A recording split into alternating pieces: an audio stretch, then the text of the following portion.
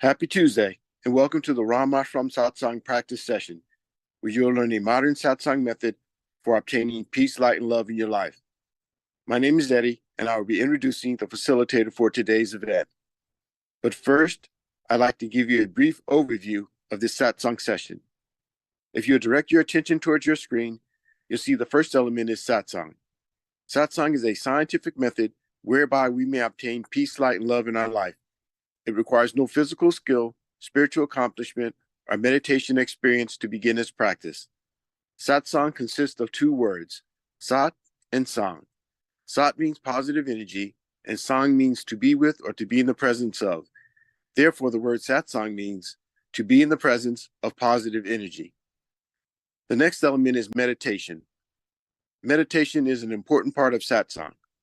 When we meditate, we withdraw consciousness from worldly objects and direct it inwards to focus on a single thought.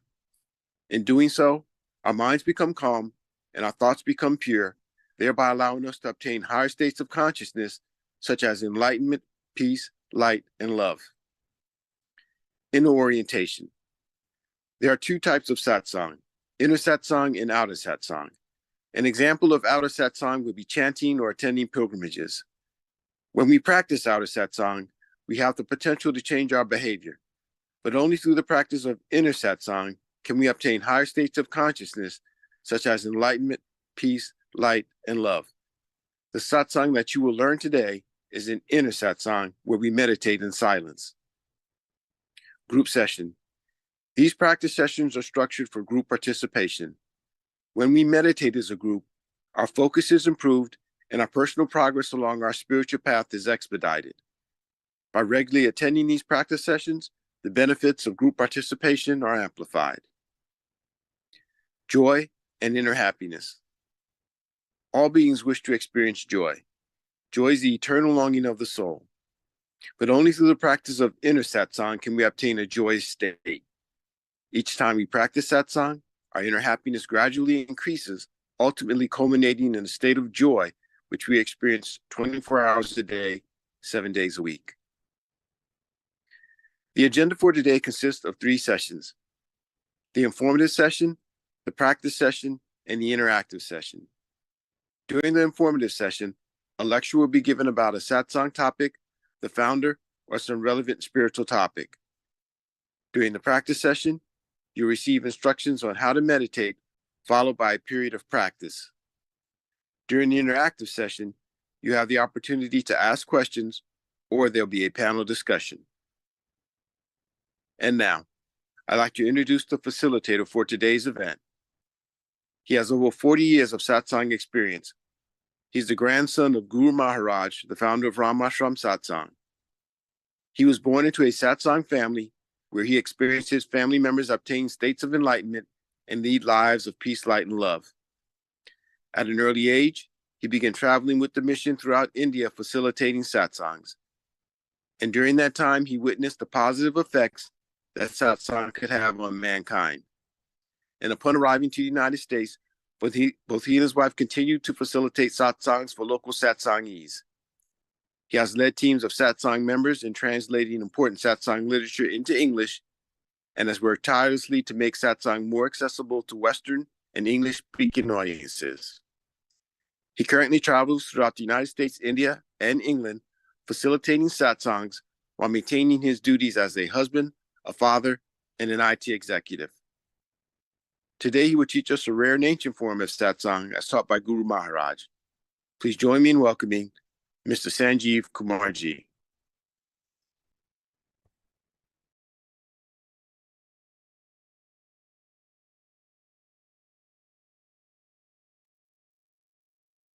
Happy Tuesday, everyone. Sorry, it took a little bit to unmute myself. So lately we had talked about 3 stages. We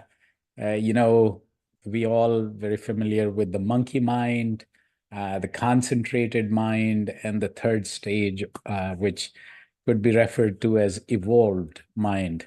And then, in terms of, what we gain through the process. So monkey mind, we know, it actually is all over the place, and to help it to get to a concentrated mind stage, meditation helps. But as we are moving from monkey mind to a concentrated mind, and not just this meditation that we follow uh, it, I think all meditations in a way help this progress from monkey mind to the concentrated mind. So number one thing is the stress, right? We all are familiar with, so culturally speaking, and the times that we live in, uh, the it's not just the activities, but just the information um, overflow that is happening. And there are so many other things that are creating stress, which takes a toll on us physically.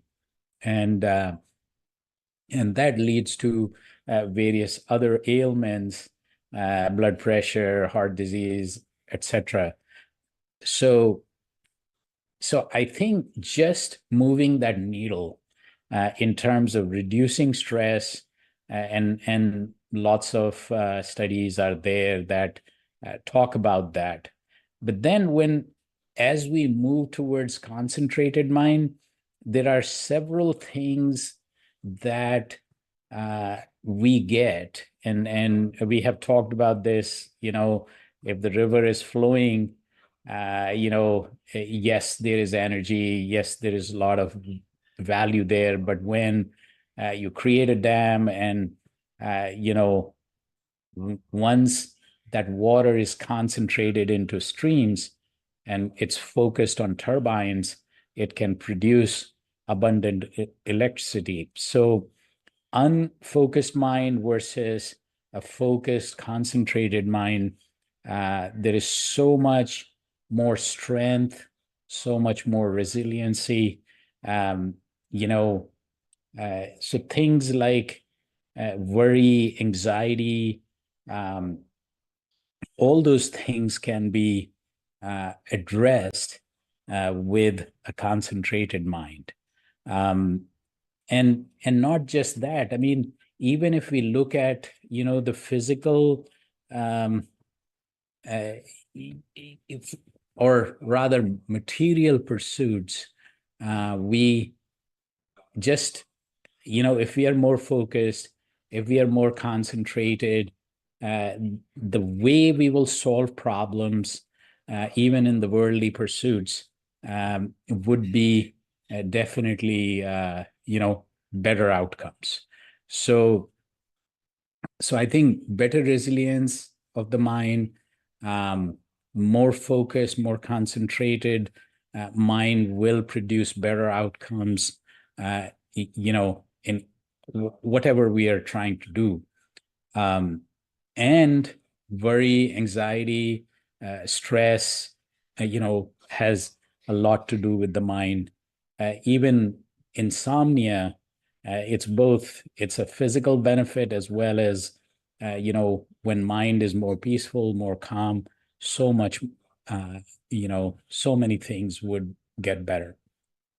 But then as we move along to the evolved mind, higher consciousness, higher awareness, peacefulness, so peace becomes your second nature now, right? But then there are some other benefits of that state. So as you move from concentrated mind, which I think till then it is more, um, you know, uh,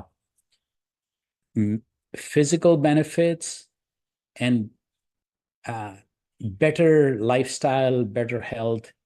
But then as you move from concentrated to evolved state, there are several other things that show up, which I have seen in, satsang, that your behavior overall, really starts moving towards things like you have more patience and tolerance.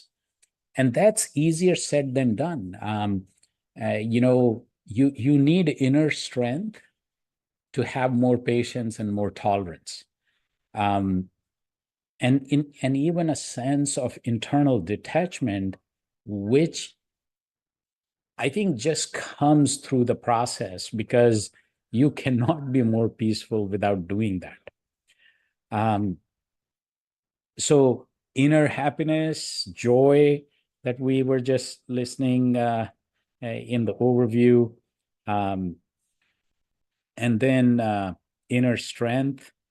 But then there is one more thing, which, in Hindi scriptures, it says like, bin satsang vivek na hoy. So without satsang, you cannot develop, this wisdom or discernment. So discretionary decision making, you know, so making decisions based on reason and judgment rather than on predetermined criteria. Um, so, but that reason and judgment is at a higher state or a more neutral state, gets you to a better decision making. And and discernment is even like more personal and conscious approach. It's the cognitive ability to distinguish from our perspective what is right or wrong. So in some ways, keen perception, insight, results. So overall, what's your life's purpose, and how to determine what's right and for you, and for what's better for the environment, for the community, all that, at a higher state in an evolved mind, that is what you get as a benefit. So I thought just we'll touch upon that today. So anyway, to get to that evolved state, I think Guru Maharaj kind of packaged his learning, or the way he got to that, into this method. So let's practice that. And so Yuan, if you could bring that inner yoga slide. So eyes lightly closed, and still and relaxed posture, so that we can focus inwards, focus on this, and concentrate on this, manifestation of this transcendental energy, which is right here, right now. You feel the presence, feel the connection. This transcendental energy in form of light is entering your heart, distributing throughout your body, and you're becoming one with this light. You're getting completely and totally immersed in it. Mind will wander away, which is natural. You bring it back to this thought, and this thought alone, that transcendental energy in form of light is right here, right now. And this light is entering your heart, distributing throughout your body, and you're getting completely and totally immersed in it. So we'll start with music, then music fades away, and we go into deep silent meditation, which then results into higher consciousness. So we'll start now.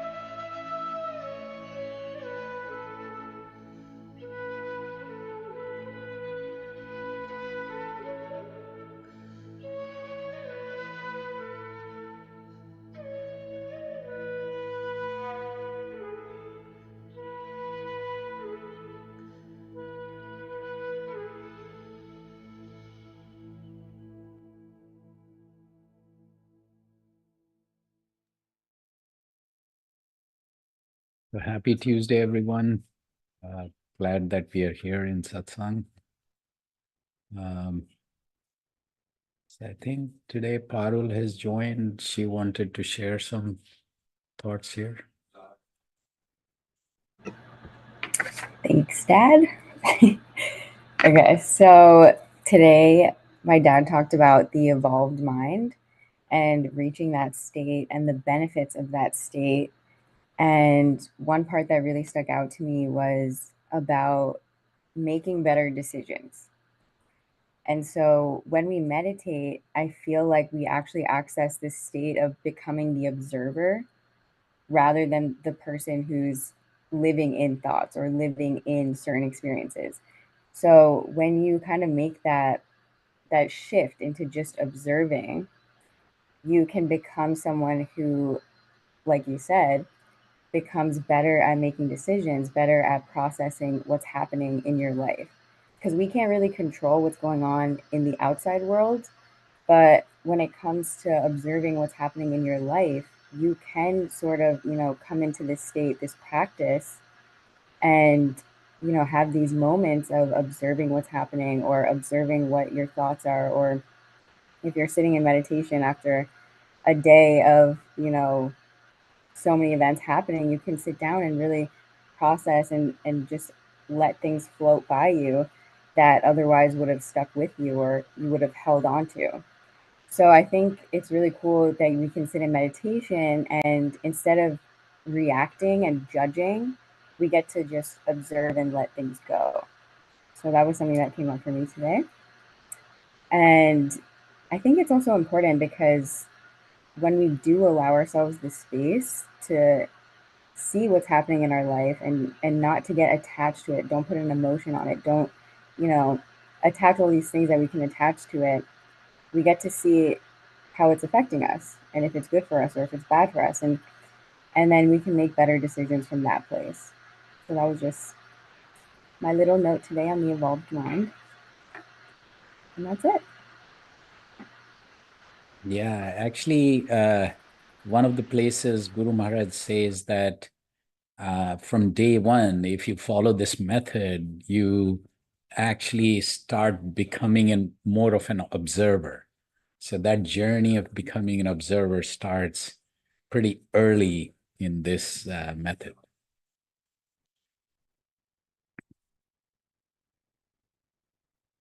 An observer brings, I don't know why, but I always, when I think about observer, I, for some reason, think about journalists and reporters that ideally speaking, your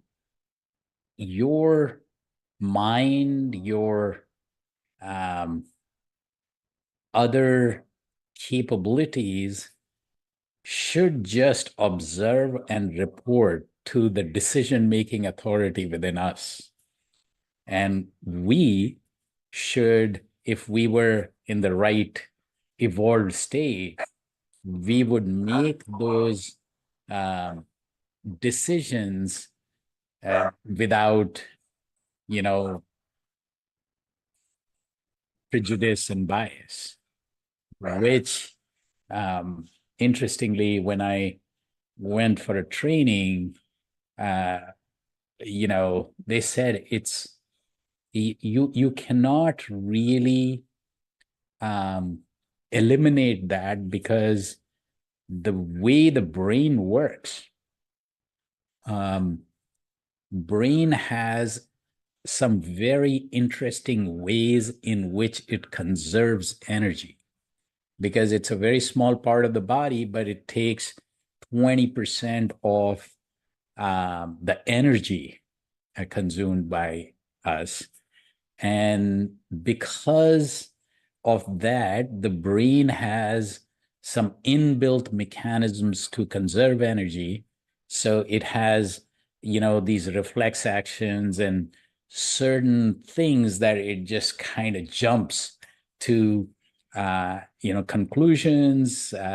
Fight and flight are very well-known reactionary, decisions that we are inbuilt to make. But similarly, why, if we look into that, that kind of builds the biases, prejudices that we tend to just have inbuilt in us. So when you count to 10, when you go for a walk, what happens is that another part of the brain takes over, which is more into analysis and making decisions based on facts and other things. So you tend to, do that. So here, this whole aspect of being an observer is that if you have the ability to first just observe and then take your time to make that decision, then you're applying a different part of the brain, which also through meditation, I think, can be reprogrammed or made to be less reactionary and more analysis and fact-based decisions. So this Vivek that I talked about is the decision-making power that is it has to evolve. Only the evolved state of mind would actually have that level that it can be called wisdom, quote unquote, or Vivek. Anyway, I'll pause there.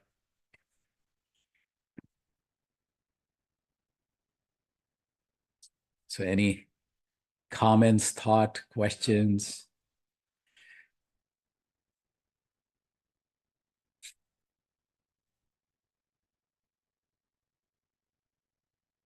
So Steve, Eddie, Omkar, Shivangi, anyone? Yeah, I've actually been thinking about the last couple sessions because the focus has been the monkey mind, the concentrated mind, and the evolved mind. And like there was discussion about ego getting in the way of us getting to that evolved mind state, and it took me to the transcendental. There are transcendental thinkers, Emerson and Thoreau and Walt Whitman. And when I went through the Neasden Temple, there was a quote from one of those transcendentalists, and they talked about the influence of Indian culture and how important it was. And I didn't realize that Emerson was he was a Unitarian minister, but when he was at Harvard, he spent a lot of time with Hindu missionaries, and they influenced his thinking about the world and the perception of things around him. And the transcendentalists were all about going beyond the physical world and reasoning and using intuition. And I think just knowing what I know about neuroscience, when we're in that monkey mind, we're kind of in our amygdala, where we base decisions on anger and emotion. And when we can get to that place where we're using our prefrontal cortex, where we're relaxed, we're, I think, able to be more intuitive. And you talked about just getting out into nature and walking and clearing your head. And I think if we can get to that calm state, I think that's what the transcendentalists were able to tap into. But I had never, until I read that quote, made any connection between those two lines of thought. But I just think it's so important that we get to that calm state. And when we're calm and we're reflective, I think we can intuitively make better and healthier decisions. And so much of that probably is just like you have been talking about too, diet, rest. When we're stressed, we're more likely to suffer from ADHD and all of these things that are related to stress and anxiety that make us make poor decisions. So just I was just thinking about all of that impulse control and just how important it is to just slow down and to get into nature. And yesterday here, we had a 60-degree day. And then this morning I woke up and we had a winter storm advisory. So we've been in a blizzard. We got 6 inches of snow. So it was nice to be in the 60-degree weather and walking and just having time to reflect and think about things. So I think about these sessions a lot, and I just think there's a lot of good that comes out of it. Thank you, Steve. Yeah. It's actually the cross-pollination that you talked about between, various thinkers and, interestingly, Guru Maharaj has written so many Hindi books, and he talks about various cultures, various religions, various ideologies, and he says, like, you can learn from every one of those, and quotes specific things from specific, while he's talking about a concept, he just goes and picks up things from various cultures and ideologies. So Eddie, what's on your mind? Yeah, it's good topics, good discussion today. It made me think of, in this whole, my experience in learning about spirituality and things unseen and hidden knowledge and wisdom and so forth. I learned some particular exercises. And one of the things that I learned, I'm going to share today, and it sort of gives you an idea of what we're talking about today is if you're an observer, then you can certainly accomplish things. But when you sort of get caught up with the monkey mind, you lose focus, you lose knowledge of where you are, who you are, and this kind of thing. And you go off drifting down the river. And so the exercise is as you sit, watch your thoughts and take note of each and every thought that goes through your mind, and just make a sort of a record of it. Go, oh, that's the thought of me climbing a tree, or, I'm hearing a siren outside my house, or up now I'm thinking about writing on a chalkboard. And basically what you're doing is you're observing the activities of the monkey mind. And you're being an observer in a sense. You're being an observer. But after a period of time, and it won't be very long, maybe 1 or 2 minutes, you'll find that you're in that monkey mind state. You're part of those activities now, and you're not an observer anymore. And when you wake up, you go, oh my goodness, how did I get here? And so at that point, you truly realize that this monkey mind has you in control, and you're not in control of it. And when it has you in control, you lose focus of what you're doing. You can't concentrate on a single thought or anything, and it takes you sort of like a leaf in the wind and blows you around. And when you finally come to rest and wake up, you find out that, you don't know how you got here. How did I get here? And, what particular thought took me here? But is that you're not where you started.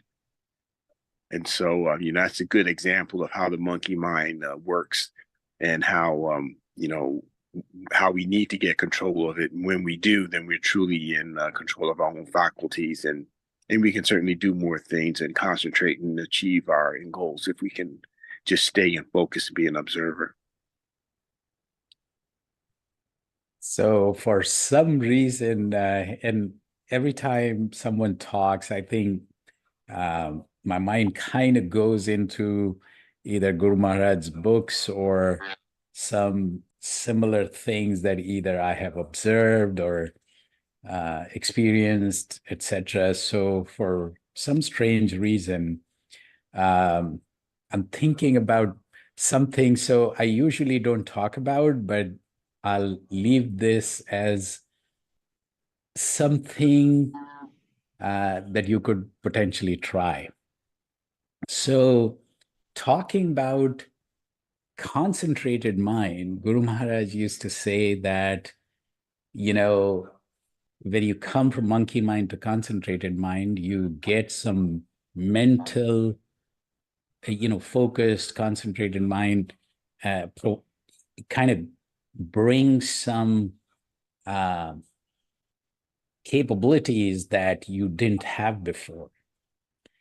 And yogis used to use that state to predict things of the future, even read your mind, for example. And I mean, I can go on, and it was like as though it's magic. And Guru Maharaj used to say that these are distractions. These are called, referred to as siddhis, which are, if you start using them, you basically start the downward path, because that's like outward use of inner capabilities. Rather, if you continued your inner journey, you would move from concentrated mind to evolved mind. So any distraction at that point is only, something that turns this in a reverse direction. However, just, if you follow this method and you get to a point where you have this concentrated mind, where, once you go through the meditation we do, there is that moment or moments where you have cleared your mind of thoughts. Not exactly a thought-free state, but somewhere close. It's a concentrated mind, and it's, so what happens? That if you want to read somebody's mind, what you could do is, get yourself in this state where you have cleared your mind. And if that person comes in front of you, the first thought that comes to you would be the other person's thought. So that's called reading the mind. So it's, Guru Maharaj describes that. He said he's, tested some of that. And so just for, not for, when Guru Maharaj's guru gave him a lot of these techniques and tips and tricks, he said, don't use it for yourself, just for that reason that it just takes you in a different direction. But I thought it will be interesting if, this is still kind of harmless, or, less harmful than predicting things, etc., which get you into a different zone. So Eddie, for some reason, I got into that page. He has documented this. So, but yeah, interesting discussions, and glad that we were here in Satsang. I always think, before and after, meditation is at the core. Everything before that is transition in, everything after that is transition out. I was actually listening to something from either Deepak Chopra or one of those, and they said that, transition out is extremely important, because that's the time when you absorb the energy. So if you imbibe, you embody energy through the meditation, you have to take your time. So actually the statement was, do not hurry in or out of meditation. They just like take your time to get into it, and take your time, absorb as much energy before and after. So before is like you have to switch to get into deep silent meditation, you have to switch. And that is the transition. And while transitioning out, relax, take and absorb as much as you can, because if you really want to transform your life through meditation, that transition out absorption, your capacity building of embodying this energy, that's super, super essential. On that note, anything else before we wrap up? So, great session. Thank you all for being here, and have a great week ahead. Love, light, and peace be with you, and see you all soon. Thank you. Thank you. Namaskar. Thank Good you. night.